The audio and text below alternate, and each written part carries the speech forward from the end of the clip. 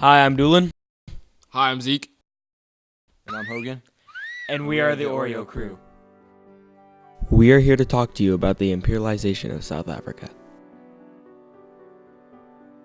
The first group to come to South Africa was a group from the Netherlands called the Boers.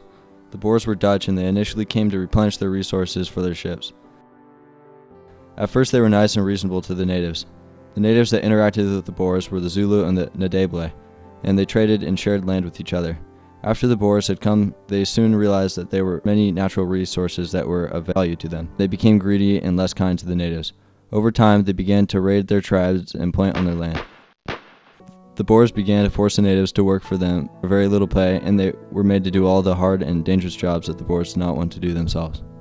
The British came into South Africa to establish a more efficient trade route with India. Great Britain saw how the Boers were treating the natives, and they did not agree with it. Great Britain fought the Boers and told them that they could not treat the natives this way. They did this in a series of wars called the Boers' Wars. Despite freeing the natives, Great Britain's ultimate goal was the natural resources that occupied the land. Great Britain wanted to get the valuable resources that South Africa had to offer, such as gold, diamonds, and coal. These resources played a major role in South Africa's economy, so Britain controlling these industries, they controlled South Africa's economy. This benefited Great Britain because controlling South Africa's resources resulted in lots of money which they could obtain through trade, which made easier with their new trade routes with India and other parts of Asia. All of these benefits made the country worth imperializing. The Industrial Revolution played a large role in Britain coming over to imperialize South Africa, because one of the many natural resources that South Africa had was coal. There was no need for coal prior to the Industrial Revolution, so the new need was what really spurred the imperialism of South Africa. Prior to the imperialism of South Africa, there was very little social structure within the tribes. Everyone was considered equal within their own tribe, with the exception of the chief, and everybody respected the elders of the tribe. Nobody was labeled poor or rich, and it was mostly peaceful, and everybody listened to the chief and respected him. Oftentimes, the tribes were fighting over territory or other small feuds. For example, the Ndebele tribe was locked in war with the Zuid-Afrikaanse Republic for 8 months, where their women were taken in tortures until they gave up their chief's position. These social structures were changed by imperialism because once Great Britain came, they established a government. The government that they made was very unstable, but it was a government nonetheless, and it was better than the non-existent one that they had before. The top positions were held by British representatives and officials, and the natives lived toward the bottom of the totem pole, had almost no chance of being in a position of power. The British were able to keep this power by controlling the economy and having a powerful military. Britain was able to take over politically by using direct imperialism. As Isaiah said, Britain established the government and took over the top positions. The way they maintained control over the natives was to offer protection from the Boers and other tribes. Great Britain had already drove off the Boers who took advantage of the natives once. This allowed them to keep the power and maintain order with the natives. After decades of British control, the natives got tired of being governed by someone else and the laws that were made for them. Under Great Britain's rule, the natives were unified into one tribe, and they were called the Zulu. The Zulu wanted independence from Great Britain because they had grown tired of being under someone else's rule and felt they could govern themselves. With British representatives in all of the top positions, decisions were made for what was best for Great Britain and not what was best for the natives. There was no notable wars or huge events that led to the independence of South Africa, but a native won at the 1939 election and became president.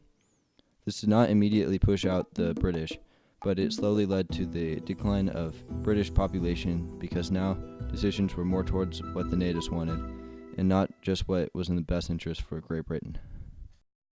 With a native as president, the positions under him began filling with non-British people.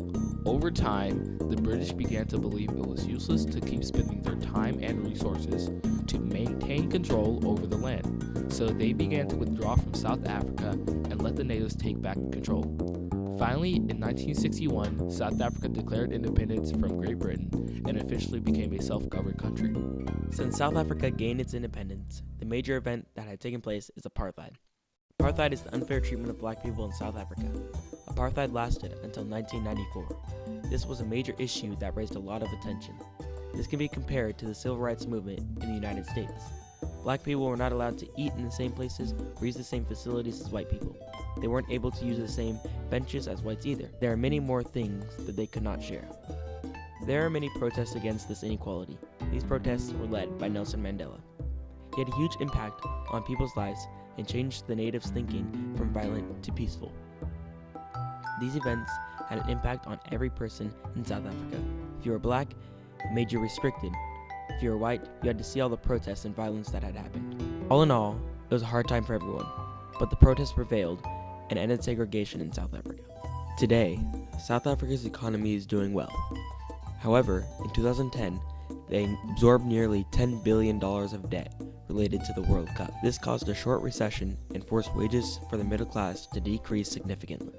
This caused 1.3 million people to protest the wages. Although they had been rebuilding their economy from that, they were projected to be making 1.2 million vehicles per year by 2020, and their coal and gold mining business is getting back to its former glory and bringing back the original wages to the people. South Africa's present-day political situation is going well, and the current president is Jacob Zuma. Zuma was elected president in 2009. South Africa's government is a constitutional democracy. This ensures that everyone's rights are not abridged.